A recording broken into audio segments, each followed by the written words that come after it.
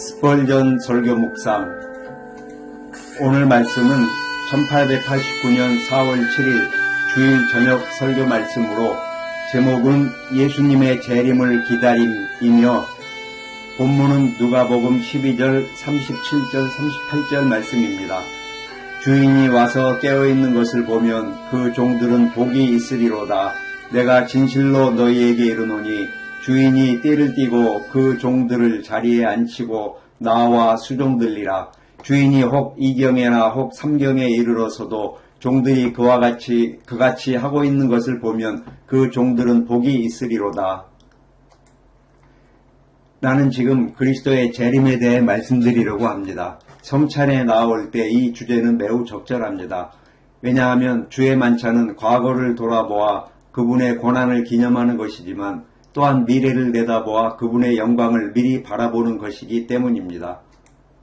바울은 고린도 교회에 이렇게 썼습니다. 너희가 이 떡을 먹으며 이 잔을 마실 때마다 주의 죽으심을 그가 오실 때까지 전하는 것이니라. 그리스도의 재림, 곧 교회의 기쁨이 되는 그날을 바른 마음으로 바라본다면 성찬에 참여하는 마음도 바른 상태가 될 것입니다.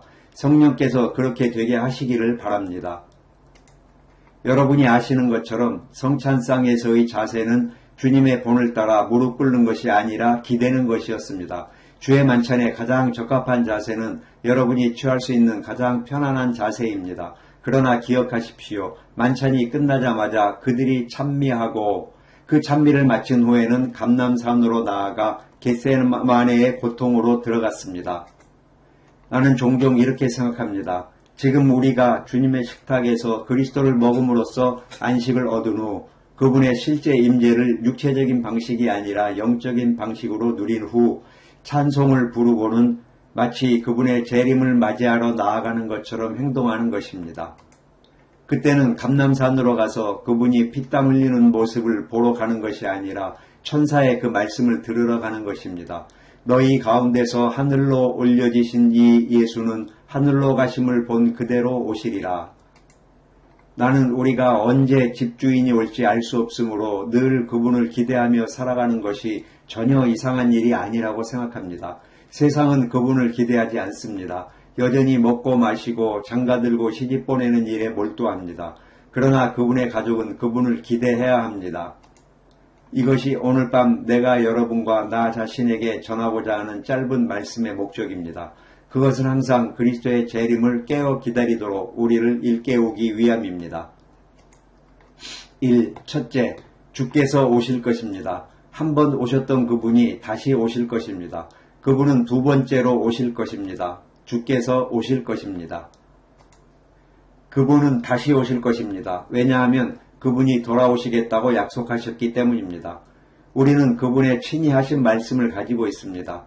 이것이 우리가 그분을 기대하는 첫 번째 이유입니다. 그분이 종 요한에게 하신 마지막 말씀들 가운데 이런 말씀이 있습니다. 내가 속히 오리라. 이것을 이렇게 읽을 수도 있습니다. 내가 속히 오고 있다. 나는 지금도 오고 있는 길 위에 있다. 나는 지혜가 허락하는 만큼 빠르게 오고 있다. 나는 항상 오고 있으며 속히 오고 있다. 우리 주님께서는 오시겠다고 그리고 친히 오시겠다고 약속하셨습니다. 어떤 이들은 그리스도의 재림을 성도의 죽음을 뜻하는 것처럼 설명하려 합니다. 원한다면 그리스도께서 성도의 죽음 속에 오신다고 여겨도 좋습니다. 어떤 의미에서 그분은 그렇게 하십니다. 그러나 그 의미는 성경 전체에 가득한 재림 교훈의 온전한 뜻을 결코 다 담을 수 없습니다.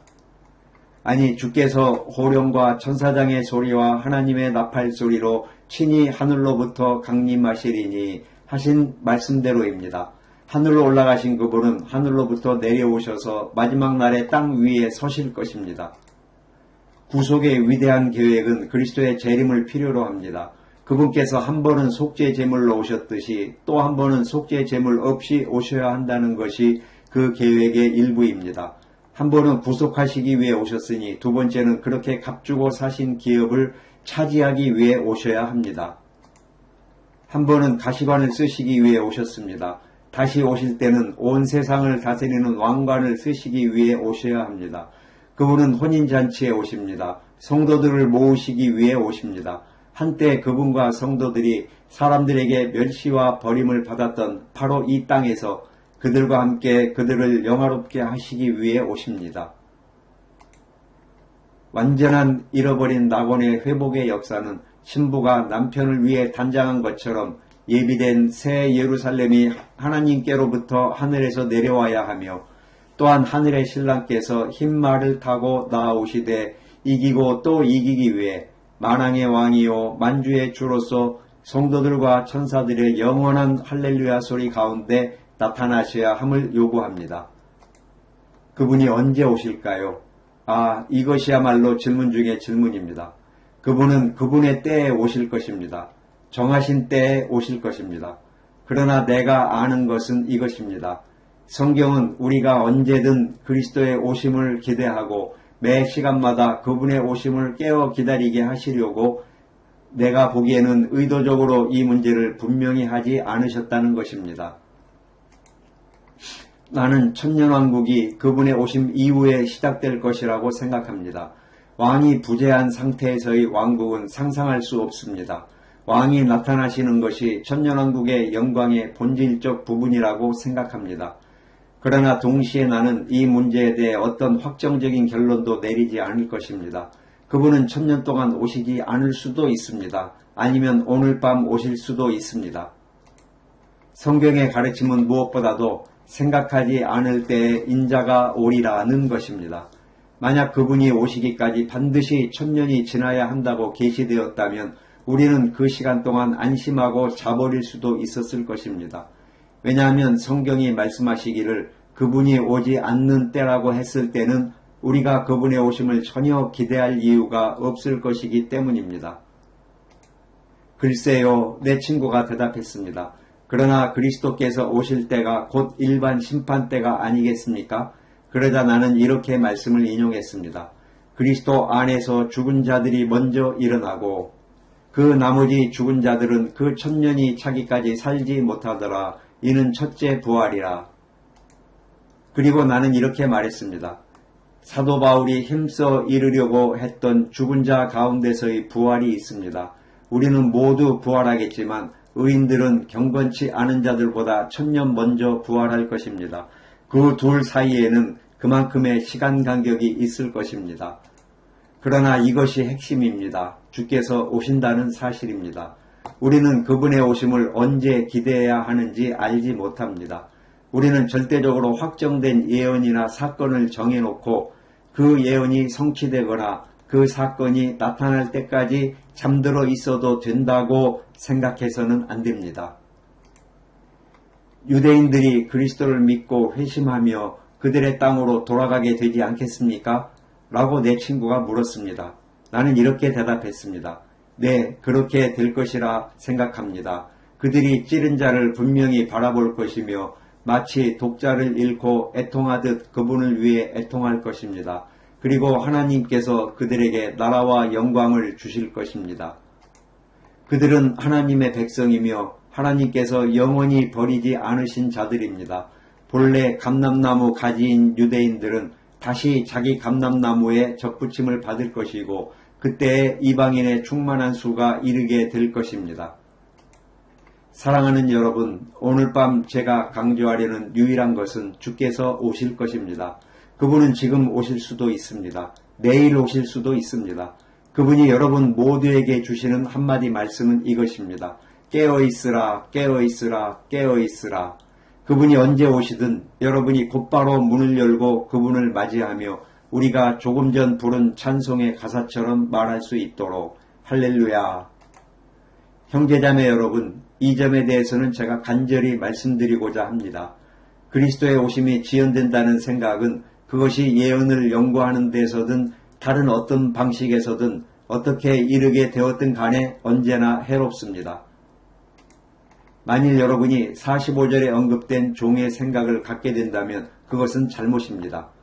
만일 그 종이 마음에 생각하기를 주인이 더디 오리라 하여 남녀 종들을 때리며 먹고 마시고 취하게 되면 생각하지 않은 날 알지 못하는 시각에 그 종의 주인이 이르러 엄히 때리고 신실하지 아니한 자의 받는 벌에 처하리니. 그러므로 주께서 오심이 지연된다고 그분이 아직 오시지 않거나 오실 수 없다고 생각하는 일을 결코 하지 마십시오. 나는 여러분이 마음이 흔들려 미국에서 어떤 사람들이 했던 것처럼 승천복을 입고 숲으로 나가 갑자기 곧장 하늘로 올라가려고 하는 식의 광신적이거나 어리석은 행동을 하게 되기를 원치 않습니다. 입을 벌리고 예언만을 바라보며 별만 쳐다보고 있는 것은 결코 바른 태도가 아닙니다. 그보다는 주님을 위해 계속 일하며 그분의 나타나심을 위해 자신과 봉사를 준비하고 이렇게 생각하며 스스로를 격려하는 것이 훨씬 낫습니다. 내가 일하고 있는 동안 내 주님이 오실 수 있다. 내가 지치기 전에 내 주님이 돌아오실 수 있다. 다른 사람들이 나를 비웃는 동안에도 내 주님이 나타나실 수 있다. 나는 위대한 주인의 눈앞에서 살고 있으며 그분이 나를 보고 계심을 알고 그분을 위해 봉사한다. 머지않아 그분이 자신을 내게 나타내실 때에는 나를 비방하던 사람들에게 나와 나의 올바른 의도를 드러내실 것이다. 이것이 첫 번째 요점입니다. 형제자매 여러분, 주께서 오실 것입니다. 이 사실을 마음에 확고히 하십시오. 그분은 그분의 때에 오실 것이며 우리는 항상 그분의 나타나심을 바라보아야 합니다. 이제 두 번째로 주께서는 우리가 그분을 깨어 기다리라고 명하십니다. 이것이 본문의 핵심입니다. 주인이 와서 깨어있는 것을 보면 그 종들은 복이 있으리로다. 그렇다면 깨어있는 것이란 무엇입니까? 깨어있음의 첫 번째 본질적인 부분은 현재의 일에 몰두하지 않는 것입니다. 무엇을 먹을까, 무엇을 마실까 염려에 사로잡혀서는 안 됩니다. 그리스도인 여러분, 무엇을 먹고 마실까, 어떻게 재산을 쌓을까, 여기서 어떻게 먹을 것과 입을 것을 마련할까 라고 묻는 육적인 이기적인 삶을 살아서는 안 됩니다. 여러분은 불멸의 영혼을 가지고 있습니다. 여러분의 불멸성에 걸맞은 존엄으로 일어서십시오. 곧 올 그 나라, 아버지께서 이미 여러분에게 주셨으므로 반드시 여러분이 상속받게 될 그 나라를 생각하십시오. 그리스도께서 여러분을 위해 예비하시고 하나님께 제사장과 왕이 되게 하셔서 영원 무궁토록 그분과 함께 다스리게 하실 그 나라를 생각하십시오. 오, 세상에 얽매이지 마십시오. 이 혼란한 물결 속에 닻을 내리지 마십시오. 여러분의 애정을 위의 것에 두십시오. 저 위에 영원한 세월이 흐르는 곳, 참된 기쁨이 결코 사라지지 않는 곳, 영원한 열매가 영혼을 풍성히 먹이는 곳, 여기에 여러분의 생각과 염려를 두고 장차 올 세상에 대해 마음을 쓰십시오. 35절을 더 내려가서 읽어보면 깨어있음이란 우리 자신을 쓸모있는 상태로 유지하는 것을 의미한다는 것을 알 수 있습니다. 너희 허리에 띠를 띠고, 즉 셔츠 소매를 걷어붙이고 일을 시작할 준비를 하는 것과 같습니다. 이것이 주님을 기다리는 방법입니다. 곧 봉사할 준비가 되어 있어서 그분이 오실 때 결코 여러분을 게으른 상태로 발견하지 않게 하는 것입니다. 주님께서 오실 때 꼭 이렇게 맡은 일을 하고 있는 상태로 발견되시기를 바랍니다.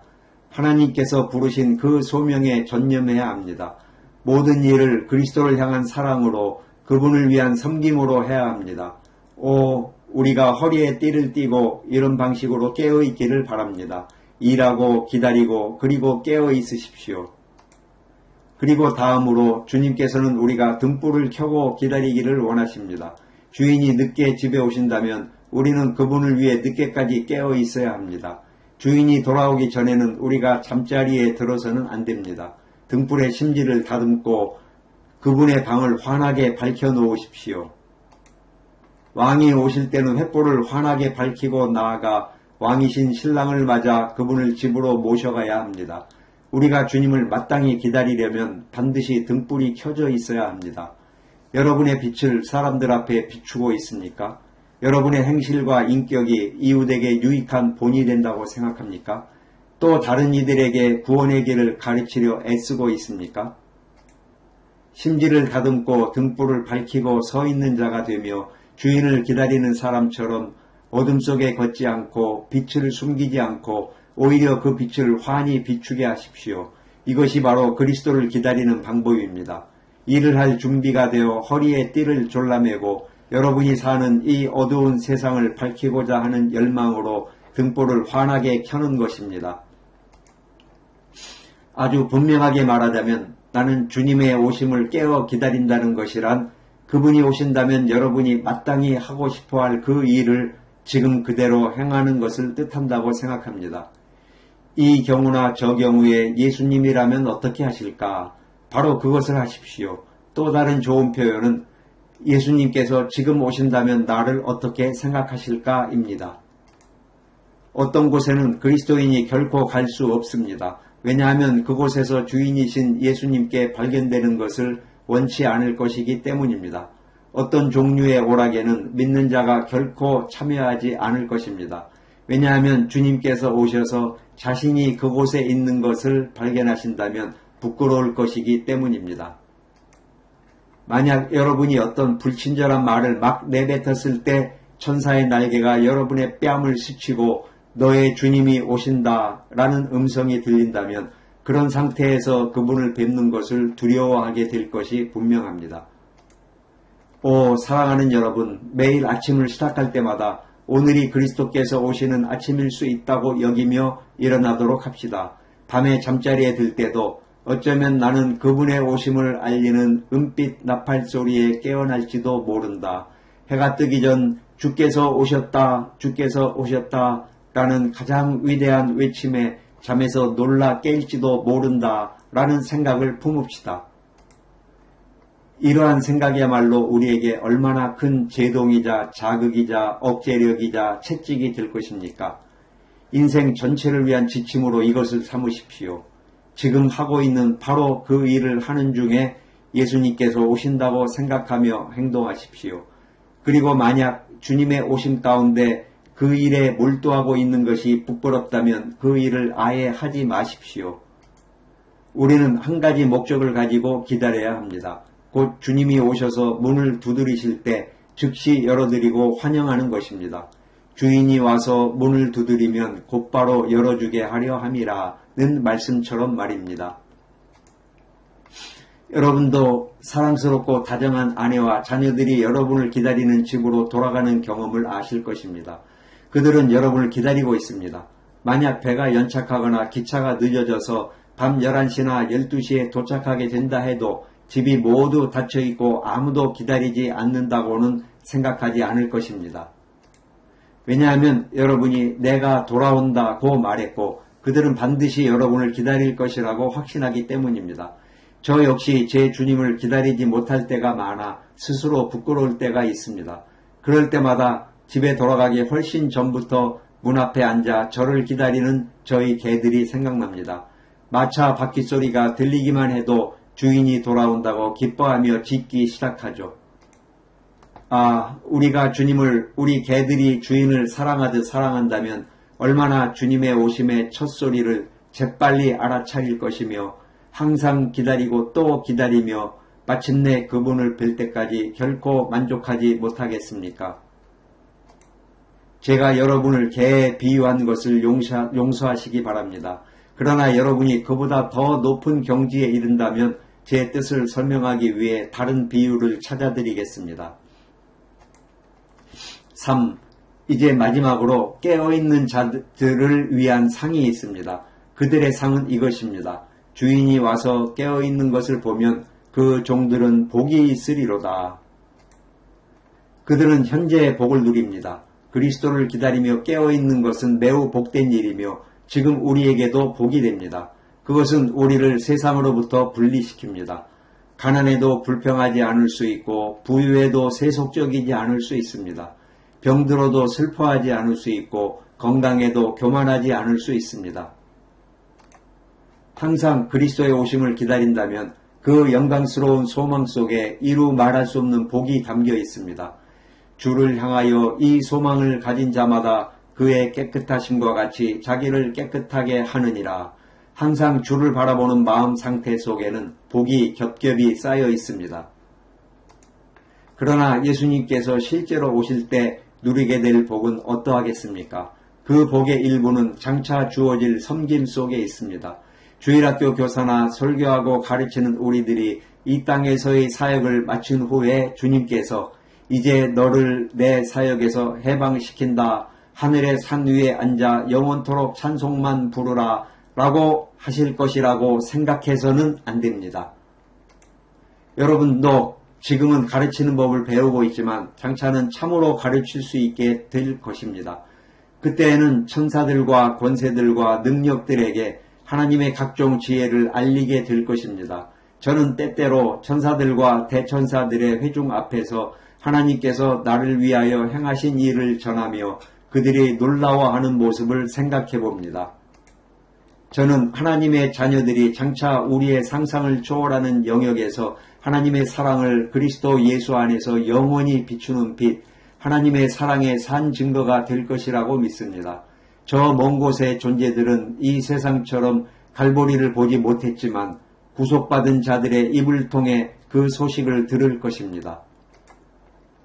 주님께서 말씀하시기를 잘하였도다 착하고 충성된 종아 내가 작은 일에 충성하였음에 내가 많은 것을 내게 맡기리니 라고 하시지 않습니까? 계속해서 무엇인가를 하게 될 것을 보십시오. 작은 마을을 다스리던 자가 이제는 큰 지방을 맡게 되는 것입니다. 이 본문도 마찬가지입니다. 44절을 읽어보십시오. 내가 참으로 너희에게 이르노니 주인이 그 모든 소유를 그에게 맡기리라. 즉 이 땅에서 하나님의 충성되고 지혜로운 청지기가 된 사람은 장차 하나님께서 더 큰 사역으로 부르신다는 것입니다. 주인을 잘 섬긴 자는 주인이 오실 때 더 높고 큰 섬김으로 승진하게 될 것입니다. 그의 취임은 전심으로 하나님을 섬기는 데 있습니다. 이것이 우리의 하늘나라가 될 것입니다. 거기 가서 그저 앉아 쉬는 것이 아니라 언제나 날개를 펴고 나는 것, 그러나 동시에 영원히 쉼을 누리는 것입니다. 그의 말씀을 듣는 소리를 청종하며 그의 명령을 행하는 자들이여 그의 종들이 그를 섬기며 그의 얼굴을 볼 것이다. 이 두 가지가 합쳐져서 모든 그리스도인에게 고귀한 열망이 됩니다. 주께서 여러분을 기다리며 일하며 깨어있도록 지켜주셔서 주께서 오실 때 이 세상에서 더 낮고 힘든 섬김으로 준비한 것보다 더 크고 더 높고 더 고귀한 섬김에 들어가는 복을 누리게 되기를 바랍니다. 사랑하는 여러분, 하나님께서 여러분을 복 주시기를 빕니다. 그리고 혹시 여러분 중에 내 주님을 알지 못하고 그러므로 그분의 나타나심을 기다리지 않는 이가 있다면 그분은 여러분이 기다리든 기다리지 않든 반드시 오신다는 것을 기억하십시오. 그리고 그분이 오실 때 여러분은 반드시 그분의 재판석 앞에 서게 될 것입니다. 그분이 오신 후에 일어날 일 중 하나는 여러분이 그분의 심판대 앞에 소환되는 것입니다. 그때 여러분은 어떻게 그분께 대답하겠습니까? 만약 그분의 사랑을 거절하고 그분의 긍휼의 초청에 귀를 막았다면, 만약 미루고 또 미루었다면 그날에 여러분은 어떻게 그분께 대답하겠습니까? 만약 아무 말도 못하고 서 있게 된다면 그 침묵이 여러분을 정죄할 것이며 왕은 말씀하실 것입니다. 그를 손발을 묶어 끌고 가라. 하나님께서 우리로 하여금 주 예수님을 믿어 영생에 이르게 하시고 그 사랑으로 말미암아 하늘로부터 나타나심을 기다리게 하시기를 바랍니다. 아멘.